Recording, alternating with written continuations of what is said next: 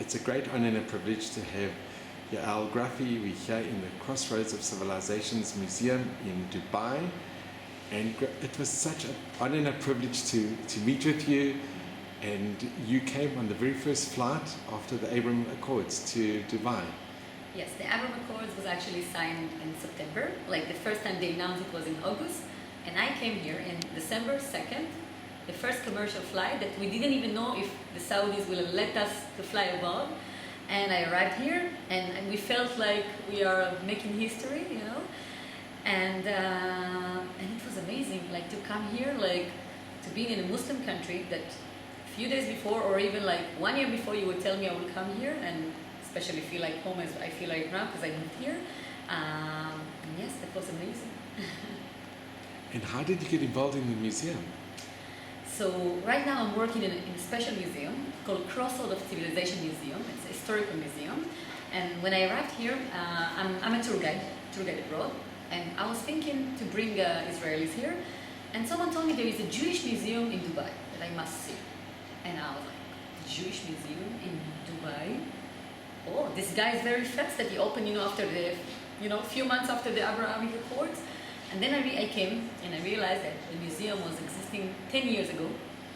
And the person that after that I found, the founder, Ahmed Obeid al-Mansouri, the founder of the museum, was actually is a private collector, and this is his passion, and he likes to collect things.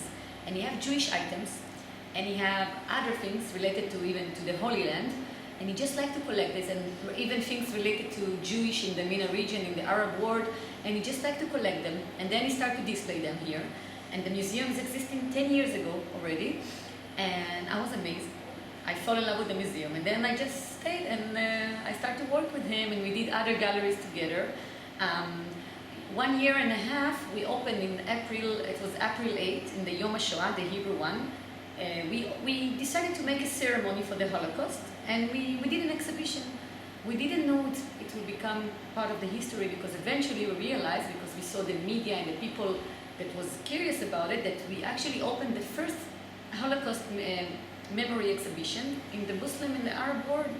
And we had like a lot of media from CNN, BBC, they came to check how come in UAE, in the Arab world, there are places that they don't even talk about Holocaust, and a Emirati person opened a Holocaust exhibition. So I was like honored to be part of it, and I will show you also if you would like. And we were focusing also in the Muslim that saves lives. And it's still growing because we have schools coming, and we have people that coming especially to hear about it. And we have also the Jewish section, so we have multi-faith area that we actually want to show. We want to bridge between the culture. UAE have more than 200 nationalities, and we're not thinking about us as like I'm Israeli Jew, Yes, we have people that coming from Israel to see it, and of course Jewish around the world. But the idea is to teach the kids and the people that live here and the visitors, and to show them, when you learn about the others, you will be more tolerant to the others.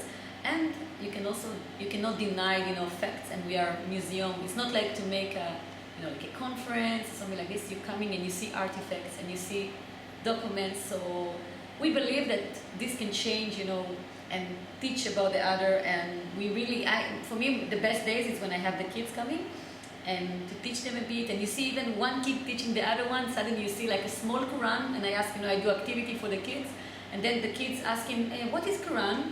And then you see suddenly a kid that is Muslim telling the other kid, oh, this is the prayer. Like they start to explain to him about the Quran, and suddenly I have a Jewish boy seeing the Hebrew letters and excited and tell me, this is my language. And then he's proudly talking to the other kids.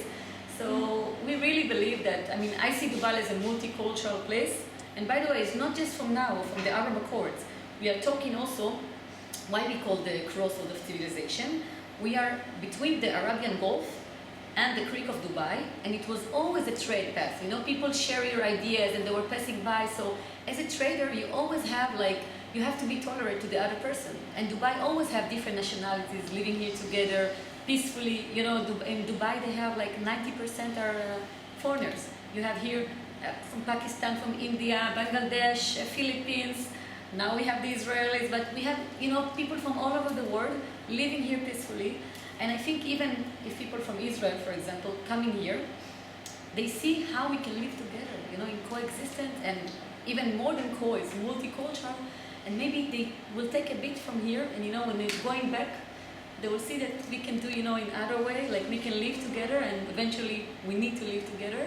So we really believe that the museum can take a small part of bridging the culture. And that's all. Wow, thank you so, so much. And it should just grow and prosper, and having you here, I'm sure it will be.